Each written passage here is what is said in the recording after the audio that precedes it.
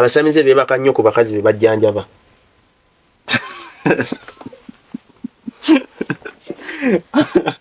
Bana bajja okunona enzaalo. Lwaki? Anti kati Tamuzi was a god, it was a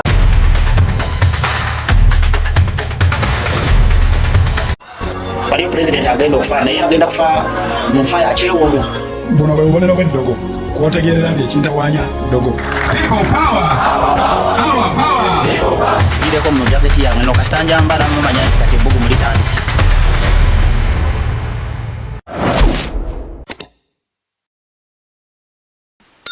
Otyo nkwaniriza nnyo omulabi waffe wenna bwe tutambudde naye ebbanga lino lyonna nga okusaba kwaffe kwali tufune abantu abalala omulanga gwe tuzze nga tukuba ku Yugi Now TV. Manya nze Stone M kankwanjulire new member oba omuntu gwe tugenda otambulanga naye ku Yugi Now TV nga simulala ye Musumba Peter.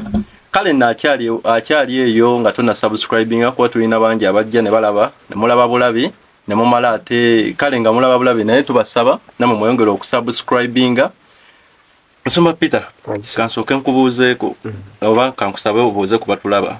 Amen. Abalabi baffe aba Yugi Now sanyusa okuwuliza nti gye muli kimanyi gye muli mwebale twagala nze Musumba Sectorial Peter nsangibwa Lugala kyekkanisa bagita Prayer Power Church Erugala. So Kingdom Business buli kino kyenkola nkiyita Kingdom Business. Eno Kingdom Business yes ntambuza bwakabaka bwa Katonda sebo. Okay. So sanyuse nnyo okunkyazaako wano taata. Naffe tukweyanziza okutukkiriza so mukama waffe. Kama akumpeera omukisa. Yes sebo. Nsangibwa ku 075 mukaaga 12 9 mukaaga 9 Wolzone 0756 12 96 98. Olwo babuuzaako. Bamba buuzizaako. Okay. Kakati bingi ebigenda maaso mu ggwanga naate watugambye ki ekigenda maaso mu guno omwezi? Guno omwezi abaana ba Katonda balina okuba abeegendereza ennyo mu guno ogw'omusanvu guliko obunabbi obukambwe. Guno omwezi guno kati ffe guno omwezi ffe tetuguyita gwa musanvu ono July. ono July kusinziira ku Gregory calendar July olwaleero ennaku zomwe ziri 10 ogw'omusanvu naye ate kalenda ya Bayibuli olwaleero z'ennaku z'omwezi 14 Bible atawo bitanso okumbuzaabuza Bible erina kalenda endala gyegoberera kalenda Bible ya kalenda ya Bible sorry kalenda ya Bible eyawukana ku kalenda yaffe ze tulina mu nnyumba. Oba gyali myaka kinawulirako nti yali Papa yabikyusa Papa Gregory n'atuterawo kalenda tubayita Gregory calendar gye nnina mu nnyumba naye gy'olina gye nnina ne gye nnina ku ssimu ye ya Gregory kati ffe eyaffe eya Bible eyawukana kati mu bibala muti kati ffe obankulaga obankubulya obuwulizi kati olaba kati olwaleero ziri meka 10 Gregory calendar naye ate eyaffe ziri 14 ndabako Tamuzi guno omwezi Tamuzi omwezi wakati w'ogw'omukaaga n'ogw'omusanvu ogwo omwezi kati nga buno obudde tuli mu mwezi gwe bayita Tamuzi. Musumba tukyali ku Yugi Now TV ate nga tutandika butandisi ne Musumba subscribe kubanga nze ebyokuyiga byendeese bingi wano ndaba ate we tukutte era kyobola bulijjo tukubona katulwaliyo zinaku zomwezi 14 Mutamuzi namba 14 etegeeza salvation and deliverance. Namba 14 salvation and deliverance bulokozi na kusumululwa ate nya etegeeza doorway entrance. Namba 4 doorway era muziyita we mutyo kati jukira kati zino abaana ba Mukama balina okuba abeegendeza kubanga olusi bafuna ebirooto nga alose enamba ayinza okuba abadde alina kyasabira Mukama n'amuwa ennamba. Waliwo n'emabegaawe ebinamba ebyajjanga omuntu ekinamba kikwekuba ku mubiri naye 7 omala ennaku 7 n'ofa ebyo byowe bityo ate ebyo nayo byaliwo naye ebyo byasangira abanafu mu mwoyo kubanga omuntu aba spiritual awake waffe namba 7 etegeeza perfection. Buli namba erina kyetegeeza tewali musi kitalina makulu kati namba zikoma kuti infinity ekyo nakyo namwe mukikiriza enkuzi y'emundowooza enamba zikoma ku infinity tezikoma mbadde mulina mwezikoma also you can count as and noddamu paka yeah. Infinity. Kati so olwalero 14 deliverance and salvation kyokka ffe tubala 10 mwe muli kubala 10 ku Gregorian calendar. Ani ali mu nsobi oba ani mukyamu ani yabula kati ani mutu ekituufu kiri nti bwe kibanga omuntu afugibwa ensi bbiri kubanze naawe tufugibwa ensi ezo otegeze y'omwoyo nanti mbadde ntambula nammwe ofugibwa ensi ey'omubiri n'ensi ey'omwoyo kati bwe kibanga kalenda eno ya Bayibuli ate nga Bayibuli ebirimu bye kwe tutambulira n'abaana ba Mukama ekitegeeza omwana wa Katonda wantunuulidde nnyo egundi kalenda ya Bayibuli okusinga kalenda eno ey'ensi kubanga kikuyamba ne bw'oba osaba omanya seasons and time. Oli ajja kwebuuza kati ya Bayibuli njijjewo mukatale monna ku simu biki monna ku simu kati omuntu bw'oba oyina eno weetaaga ki ati kati nino anti bw'oba ng'oyina essimu eno weetaaga ki ojja funa kalenda eno obeera ogirina batya ngidownloadinge gifune osobola okudownloadinga video biki era oteekamu kyogambye Hebrew kalenda Jewish kalenda oba biblical kalenda kyoyagala naye installingako kati kalenda eno bwe tuba tutunuulira eno efugibwa eddukibwa ku kye bayita moon phases kati ogenda kulaba nti eno kalenda yefuga ebintu byonna mbuuza lwaki mbuuza lwaki kubanga labayo kati olwaleero eno etambulira ku moon phases ziri nnya waliwo kye bayita new moon omwezi guboneka okimanyiko nti omwezi guboneka nkimanyi new moon ne wabaawo full moon omwezi nga gwa gabogabo mu Luganda tukiyita gabogabo guba gulinga ng'engabo tuba tukiyita gabogabo nze nga ndaba mulamba mulamba ye full moon kano wabaawo first quarter andi kati omwezi gutambula bwe guti leka nyamba alaba first waliwo full new moon gubonese ne wabaawo first quarter guvaayo ko katundu katundu katini ddala ne wabaawo gundi gabo bachi bayise full moon nga mulamba ne wabaawo gundi third quarter yetya nga gubatera okuddayo naye guba guvudde nnyo naye nga kitu era nga wasigaddeyo akatundu akasigaddeyo kati guno omwezi gutambula bwe guto guddukira ku moon phases kati nga bulaba olwaliro ziri 14 omwezi guno ffe tuguyita Tamuuzi mwabaki ffe abaana ba Katonda abalokole mwenna oba mulimu sijja gamulokole eka mwana wa Katonda buli mwana wa Katonda kati ani yaleeta eno kalenda ffe ate gye tulina anti kati eno kalenda y'Abaroma eno gye tutambulirako ebalanga 10 tojjukira nti ensi eno ezeefugibwa abantu bangi buli omu aleetawo ekikye kati awo Yesu nga naatera okujja abasembayo okufuga baali Baroma okimanyi bulungi ndowooza ekyo kati baatulekera eno naye ng'omwana wa Katonda wantunulidde nnyo eno kubanga leka nkugambe kati netambula ku moon phases kati olwaleero tuli mu full moon kankikulage saagala wino ate bineno Kampala bujulizi Kampala bujulizi kati olwaleero ziri mmeka olwaleero ziri 10 ogw'okumeka ogw'omusanvu akalayini kaliwa mu full moon kati full moon bweti abasamize bebaka nnyo ku bakazi be bajjanjaba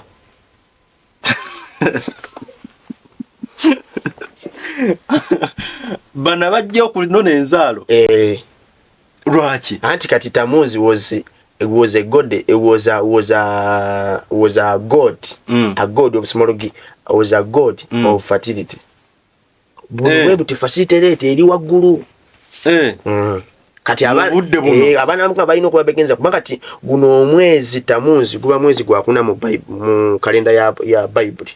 Guno mwezi gwakuna tego tuito gwa musanvu kubanga kalenda ya Bayibuli etandika mu mwezi gw'okusatu n'ogwokuna era omwezi ogusooka baguyita Nisa oba Abibu Habib ebigambo byonna ne Bible mu ebiri era kanyiri kati so ate era ekirala wano bano babanda babakimanyi nti guno omwezi ababi bazza nnyo nnyo ebyoto byabwe obujja bamama fina kati bali busy mama fina bakola batya bazza nnyo ebyoto byabwe obujja basesamu babiza obujja babidaabiriza ne baddamu ne babisaddaakira bupya bazza bupya ebyoto byabwe babizza nnyo obujja ebyoto by'ekikeera kati nomala obuzaako ewammwe mu kyalo kati embuto zikaaba tandika mu gw'omukaaga awo zizze zikaaba zza byoto bujja guno omwezi lwaki gwe bategetinga anti kati guno omwezi jukira guno omwezi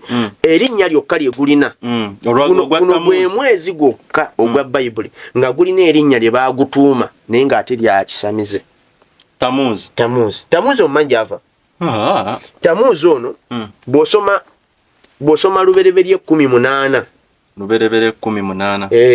taata we baali bamuyita Nimrod yali great hunter. Tuina DJ waffe. DJ waffe mutumiddeko naye. Ye balifuna alinya atamanyi makulu. Alabika alimanyi. Yali taata wani Watamuzi. Ye taata Watamuzi. Oyo Nimrod. Yes sebo Nimrod.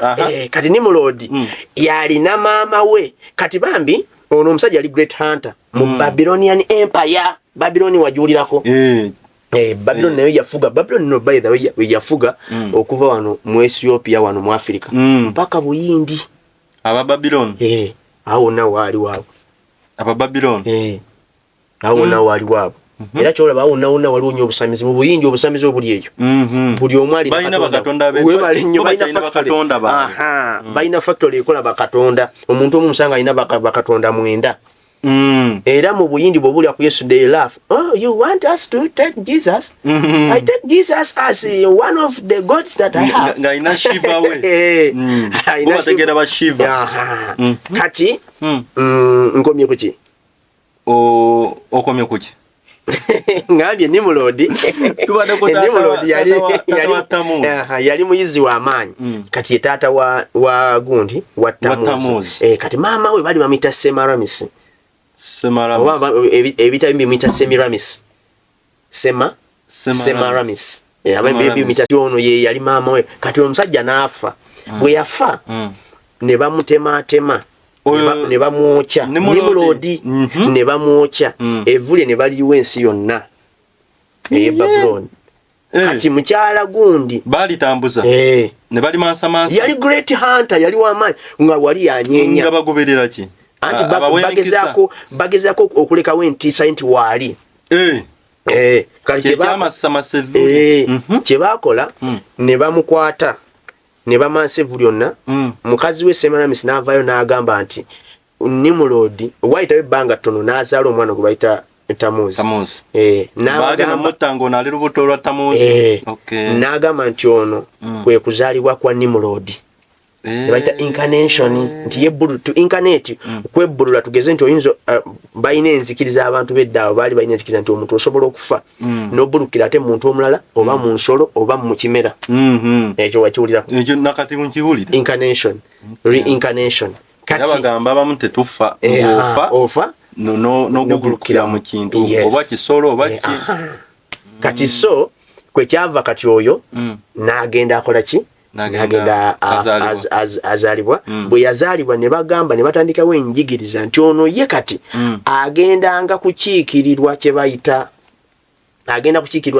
muliro tuli ku Tamuzi agenda mbu Nimrod agenda kukiikirwa kye bayita muliro atenga mchikire Tamuzi agenda kukiikirwa kye bayita muliro buli anajikiranga Nimrod amujjukirenga ku muliro wava no kumakando chola wano waliwo enzikiriza namba service webegena maaso bakumakando gye bakijja ogitegedde njimanyi tojogera kunyo bajanyeka njimanyi byavira ddala eyewala oyo yali ne ku Sapuli aliwa oyo yennyini Tamuzi ne Semiramis beba basajja benda bako Sapuli ogirina nze siri wa kungeyo beba ine ku Sapuli si Yesu wasoma katabo ke bayita paganization of Christianity. Bajja kasoma. Bakaita bata? Paganization of Christianity. Kitegeeza okukafuwaza obukristaayo. Okay, kiri ekigambo paganism. Bajja ebyeri. Ne batuuzaawo abenda. Naye ng'ekituufu bakijjeewa. Okay. So kati guno omwezi biki mu Bible ebyakolebwa mu mwezi guno. Kyolaba kati ffe bwe tukitegeera ffe abali spiritual awake nga tukozesa akakisa kano. Katate okay kansoke tusobosimba katate go bijjawa obiraba oli. Andi kati nze ntuna mu Bible era ngenda kulaga ennyirire ate nembaako n'okumanya okulaba kwenina. Bino byongamba mu Bible munamu ebiri. Ffe nga se tubiraba. Kati kansoke nkulage. Kasobola kulaga nti erinnya Tamuzi mu Bible mweriri. Sibiraba. Kati sibiraba sikulimba. Kati kasoke kusomera ya Luzungu. Ndowooza abaana ba Mukama baleme gamba nti bannange musumba yalese ekibozibozi. Musumba Peter. Tukyane musumba Peter omulabi waffe wena gyoli gyosinzira okwangu okugoberera. Eno Yugina TV nze Stone M. Musumba agezaako tunoonyeza Tamuzi nze sibiraba sinja balimba. Oba nsoma ki oba kati Tamuzi ono tuli mu kitabo ki? Tuli mu gundi. Tuli mu Ezekiel 8:14. Ezekiel 8 olwe 14. Njagala omwana wa Mukama afune okumanya okwenjawulo. Ezekiel 8:14. Oli mu Luzungu ajja kumbuuza Ezekiel yana. Kale mu Luzungu amita Ezekiel 8:14. Egamba, he took me to the entrance at the north gate of the temple. I saw women sitting there, weeping for weeping for Tammuz. The Babylonian fertility god Smologi. Mwekiri. Kati nze nsoma wiki. Kati guno omwezi ffe. Guno omwezi wegendereze. Abaana ba Mukama basinga bafunye ebirooto nga alwana n'abalogo. Bamugoba. Afunye ebirooto ebiwarning ebikanga. Azze mu kyalo. Wano abalogo yes. Guno omwezi guno gulimu nnyo ebisoomoozo.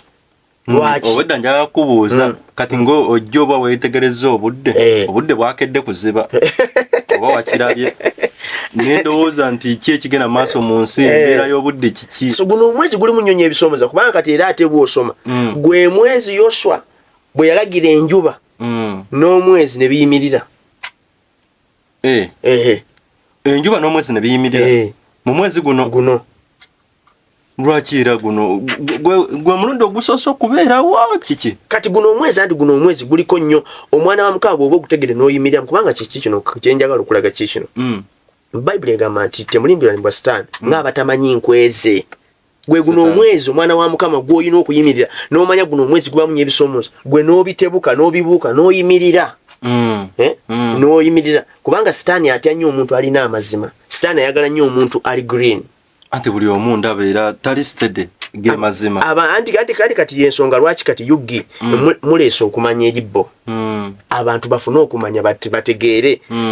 Guno omwezi guliko nnyo ebisoomooza ebyenjawulo. Kyebadde nkubuuza guzenga gubeerawo. Yes. Nga tubiraba naye nga tetubyegendereza. Tetusaayo mwoyo. Fola bulabi kino kiyitamu nekiggwa. Kati fe ababitunuulira gino emyezi tugiyisabiramu ebituuka ku balala n'ebitatutuukako. Guno gwennyini. Guno. Kati bw'osoma Yoswa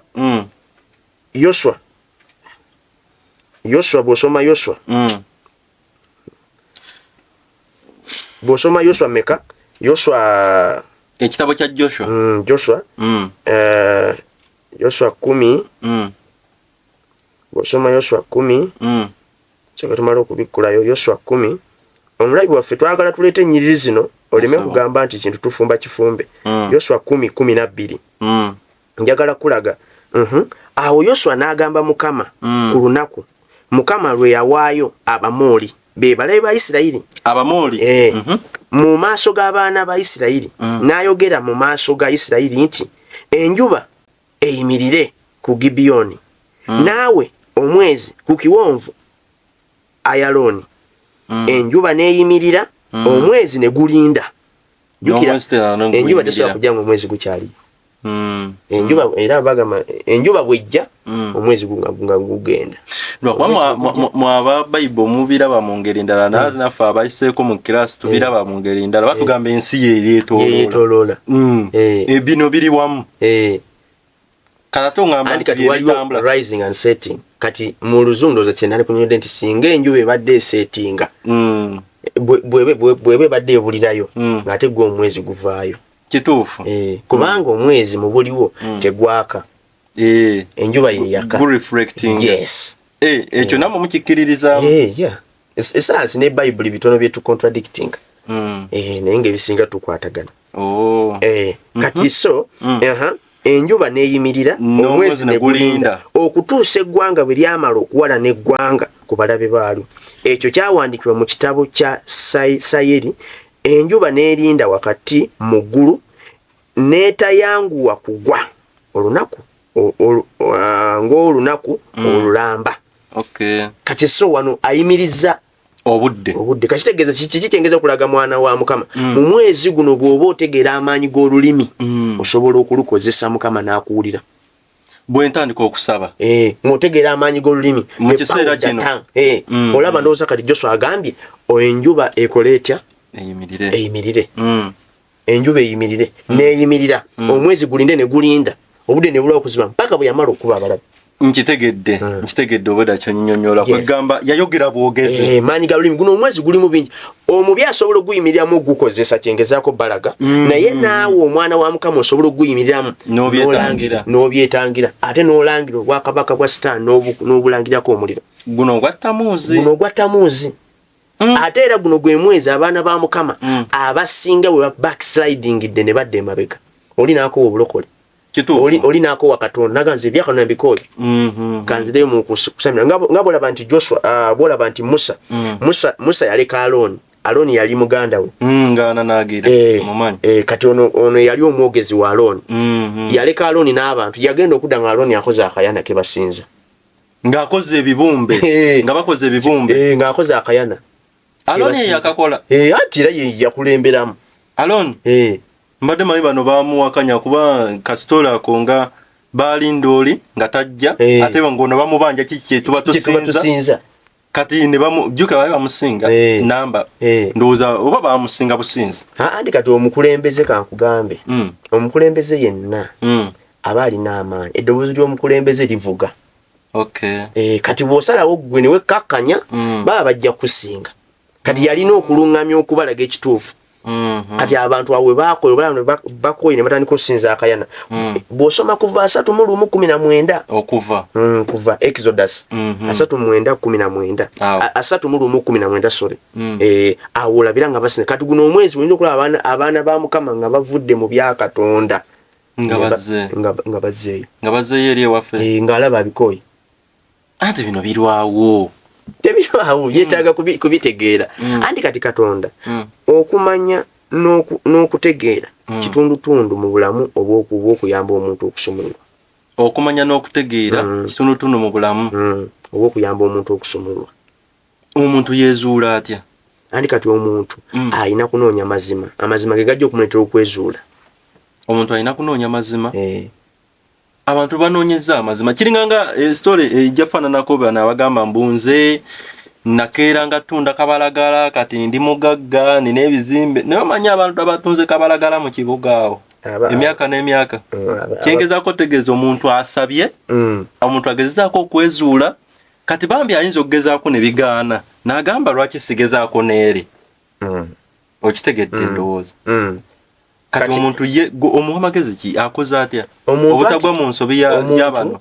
omuntu ensonga lwaki Yesu bwe yali agenda yakulekera abasumba yalekera ababulizi b'enjiri batugaidinge kati abantu abamu obuzibu bwe balina bo tebakyasaba basaba naye batwaliddwa nnyo excitement omudigido oguli mu kyaki baagala byamagero ate ebyamagero tebikukuza bakukuba ebigwo mpaka ddi bino byendaba bagwa mu kyaki si byamagero anti byama bandoza musumba ayina amaanyi anti kyekyo naye kati gwe botategera mazima bajja kuba bakukuba bukubi bigwo ngatowona ng'owonamu katono naye olw'okubeera toyina kumanya nga boddayo era ng'omuzimu guyingira ng'era bakuba ekigwo ku Sande gwe n'ebigomo baba Luganda nkitegedde kati era gwe guno omwezi era abaana ba Mukama mwe bafunira visions ez'amaanyi mwe balabira ebirooto mwe balootera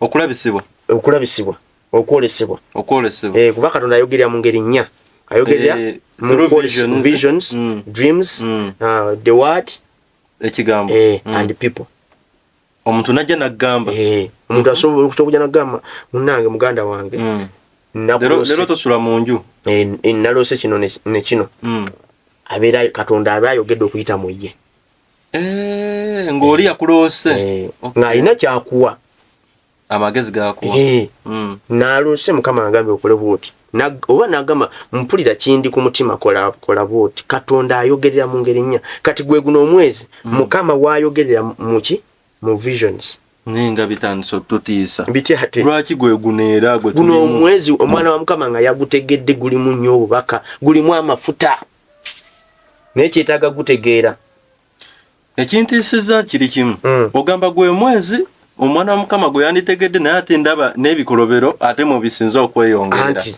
kyekugamba kati ffe bwe tugayaala omubi agukozesa ffe kye tugayaliridde sitaani ate kuba jjukira buli bwakabaka obwo buli bwakabaka bubiri obwewa n'obwewa obwa Katonda n'obwa sitaani kati bwe tugayaala obwakabaka obumu bwe bugayaala ng'obulala bwo obufuna amaanyi nina ebibuuzo byange bingi okubuuza mu maaso awo byentera obuuza abasumba kubanga buli musumba gwenfuna simulekera buuza naye tubadde tukyagenda maaso n'okusoma kati ate era gwe mwezi gundi Lakeeri Rachel si ye mu Luganda si ye Lakeeri ye Lakeeri ndowooza Rachel bwe yabba lubaale wa kitaawe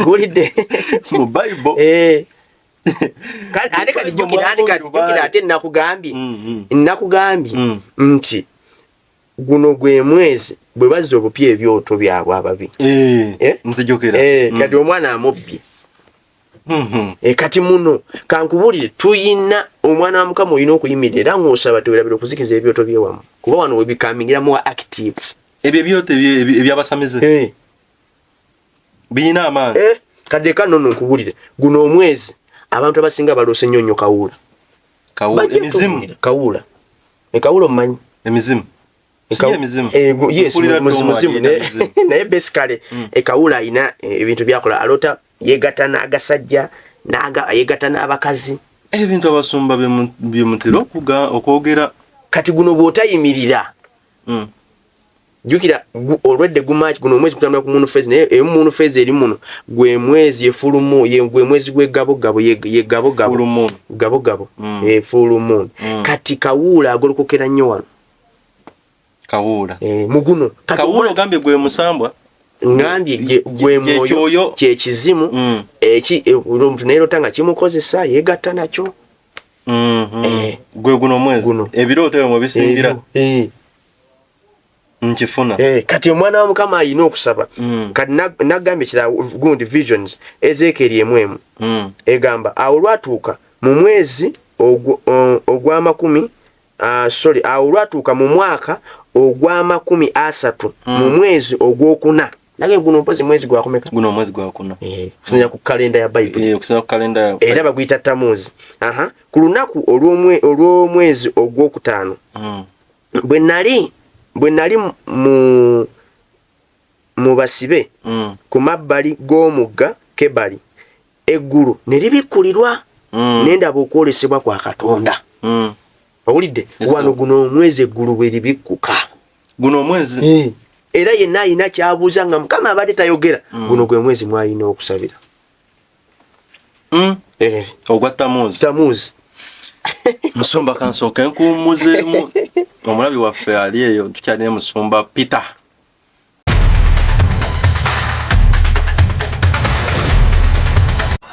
waliyo pulezidenti agenda okufa naye agenda kufa mu nfa ya kyewuunyo buno bwe bubonero bw'eddogo kwotegerera nti ekintawanya ddogo.